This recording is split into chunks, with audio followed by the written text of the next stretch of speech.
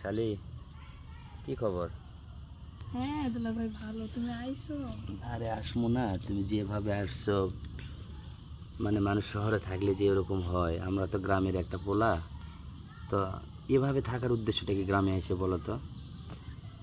কারণ ভালো লাগে তাই বাগান বাড়িতে একা একা বসে আছি, কেউ নাই তো।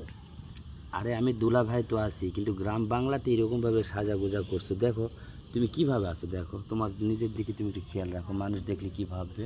কেন, আমি যেভাবে আছি আমার তো নিজেরই ভালো লাগতেছে, আর মানুষ কি ভাববে? মানুষকে কি ভালো লাগবে তোমার এই ড্রেসে? মানুষের ভালো কি যায় আসে? ও তাই? আমাকে তো ভালো লাগতেছে। তাই? হুম। ভালো ভালো। আচ্ছা, ভালো লাগা কাজটা একটু করবো আমার সাথে, আমি তো তোমার দুলা ভাই, তাই না? ভালো লাগার কাজ কি দুলা ভাই, একটু বলবা? তুমি তো ইয়াতে থাকো না, শহরে থেকে আসছো, অবশ্যই কিছু না কিছু তো জানো।